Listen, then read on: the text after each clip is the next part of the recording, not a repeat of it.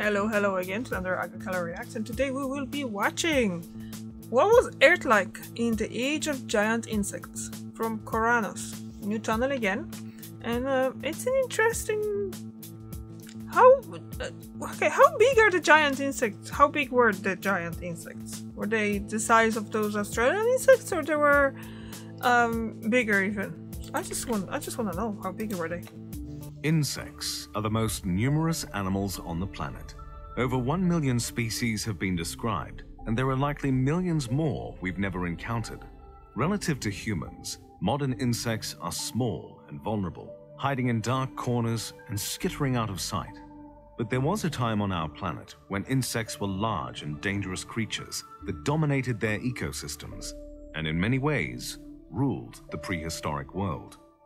The age of giant insects began during the Carboniferous period, roughly 359 million years ago. Long before the dawn of the dinosaurs, the Carboniferous was a time of tremendous change on our planet. Significant geological events were transforming the surface. Climate changes catalyzed the formation of lush terrestrial ecosystems, where critical innovations among animals and plants set the stage for millions of years of unprecedented diversity. During the lower Carboniferous, sometimes called the Mississippian, the world's climate was relatively tropical and uniform. It was significantly influenced by the movement of Earth's major landmasses, which were forming a supercontinent called Pangaea. Large pieces of Pangaea were steadily drifting together, closing waterways and creating a super ocean that covered most of the planet. As landmasses collided, low areas were flooded with warm, brackish waters, forming floodplains and swamplands. These plentiful environments were home to numerous plants and animals, like bryozoans, ancient fish, and many species of amphibians.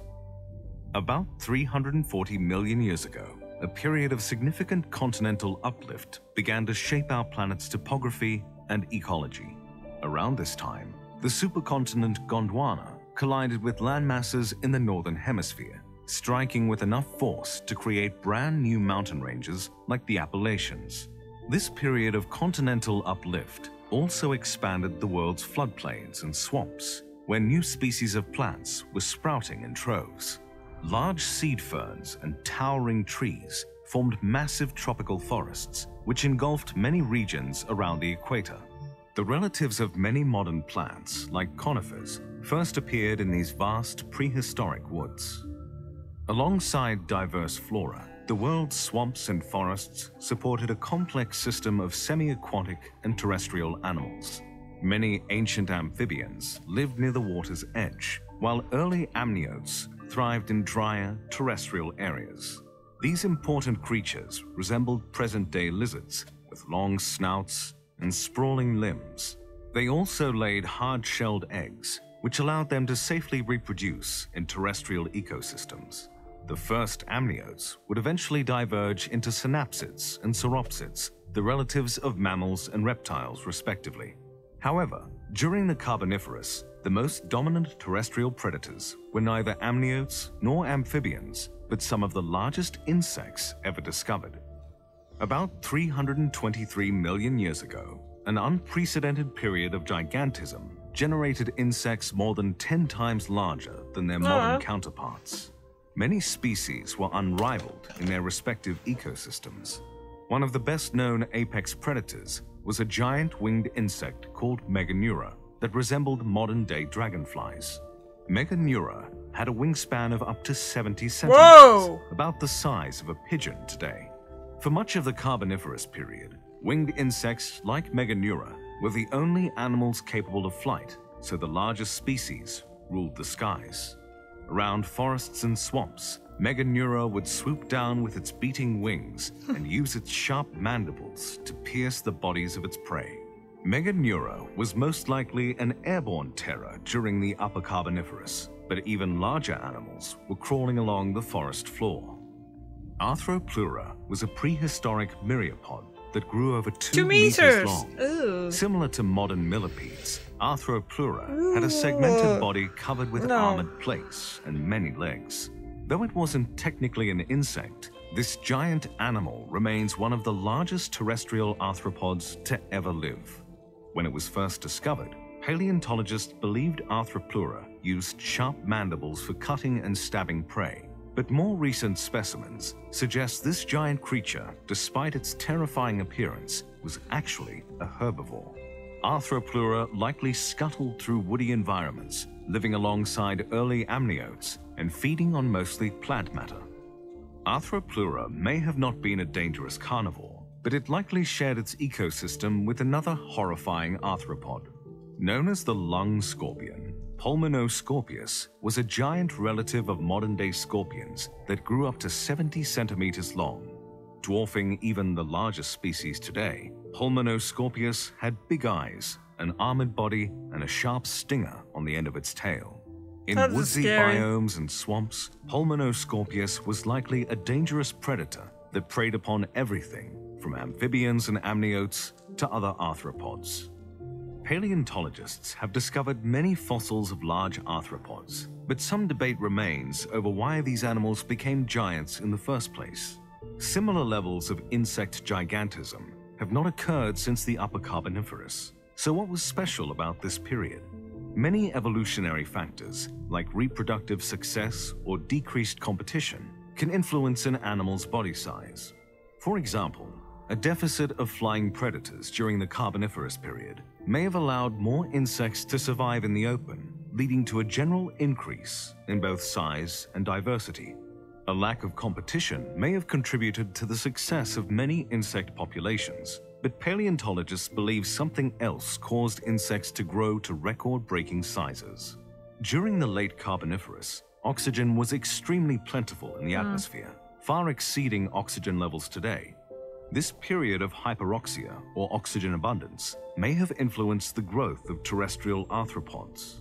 Giant insects like Meganeura likely had high metabolic rates and would have benefited from an oxygen-rich environment. Hyperoxia may be our best explanation for this unusual period of gigantism, but this theory remains controversial. Though large and terrifying, giant insects represented only a tiny slice of insect diversity throughout the Carboniferous period.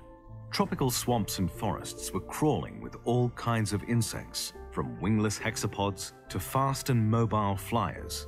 The first Orthoptera, ancestor of grasshoppers, crickets, and locusts, may have hopped along the forest floor or flown between branches with parallel wings. Wait, there's a difference between grasshoppers and crickets? I didn't know that. Others, like mayflies and griffinflies, leverage their mobility to escape predators, locate resources, and travel between environments. Some flying insects evolved winglets in front of their primary wings to give them even more mobility in the air. Later, more advanced insects adapted folding wings, which they could tuck away as they flew from tree to tree. Though not giant monsters, many of these species, like early cockroaches, were massive compared to their modern counterparts. It's like, seriously, I did not know that that was the crickets and grasshoppers are different, are not the same thing. Why did I always was thinking that crickets and grasshoppers are the same thing? Crickets versus grasshoppers. Let's see what we have here. The ads are going. Oh, we have a rain again. Another minute of ads. Okay, so we can go here. The main difference. Here we go. Screen capture. The main difference between a grasshopper and a cricket is that crickets tend to have a long antenna, grasshoppers have short antenna. Crickets stridulate sing by rubbing their wings together, while grasshoppers stridulate by rubbing their long hind legs against their wings. Okay. Interesting. Very interesting. Let's see, you learn something new every day. Like I learned about those giants insects millions and millions of years ago. So, and I learned something about now existing animals and insects as well. So, yeah, that was interesting. And yeah. And we're back to the video and sound, and back to the screen capture as well. There you go. Insects weren't the only creepy crawlies diversifying during the Carboniferous. In the same lush ecosystems, many other kinds of arthropods carved out unique niches and became vital to the development of our global ecosystem. For example, the first true spiders emerged during the Carboniferous period, though spider-like arachnids did appear much earlier. Like spiders today, the first spiders had 8 legs and book lungs and produced silk using spinnerets on their abdomens. Paleontologists believe the first spiders were abundant in coal forests and may have built burrows on the forest floor. To hunt, these predators may have hidden behind trapdoors, waiting for unsuspecting prey to walk or fly too close. Not until the early Cretaceous period did spiders begin hanging from trees or building intricate webs like modern weavers. As far as we know, the first true spiders were relatively small, but in 1980, an Argentinian paleontologist discovered a gigantic arachnid with a leg span of approximately 50 centimeters. This specimen would have been the largest spider ever discovered, but it wasn't a spider at all. Instead, it belonged to a group of extinct arthropods called Eurypterids, also known as sea scorpions. Eurypterids were terrifying marine predators that grew up to 2.6 meters long, surpassing Arthropleura as the largest known arthropods. These creatures were most populous during the Silurian and Devonian periods. By the Upper Carboniferous, the largest species were already extinct. Still, many of these terrifying predators lived around river deltas, snatching fish and small arthropods in their powerful claws. Diversity among insects and other arthropods continued beyond the Carboniferous, though they faced a host of new evolutionary threats. Entering the Permian period, the early relatives of mammals and reptiles became larger and more competitive. Some, like gliding lizards, preyed on vulnerable insects crawling up trees or skittering across the forest floor. Though they faced greater competition, smaller insects flourished in many terrestrial habitats. Lice, thrips, true bugs, and even the first insects capable of metamorphosis carved out new ecological niches. Some emerging species would be wiped out by a mass extinction event at the end of the era, but insects would remain the most populous creatures on the planet. In many ways, the Carboniferous period was an age of incredible change and diversity on Earth. The gradual assembly of Pangaea reshaped the surface of our planet and spawned incredible ecosystems where new flora and fauna thrived for millions of years. On our changing planet, evolutionary lineages emerged that would bring into being the millions of species we know today.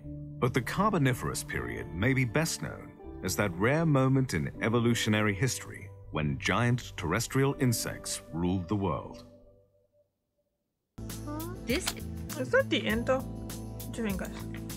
Because I'm not entirely sure, but I'm just gonna be talking here now over watching the end. And yeah, so it's scary. I would not like to go back in time to that, because honestly that 2 meter long, even though it was in the water and stuff, but still more than 2 meter long, no thank you very much. Those scorpions, although I think I would rather to meet the scorpion than the freaking this crawly thing, because that's just scary. It kinda gross, so yeah. And yeah, so if that was the end of the video, I'm just going to finish here, because I don't have anything else to add except the fact that it's raining very bad again outside. Yeah, that was the end. Okay, cool. So thank you very much for watching, and I shall see you tomorrow. Bye.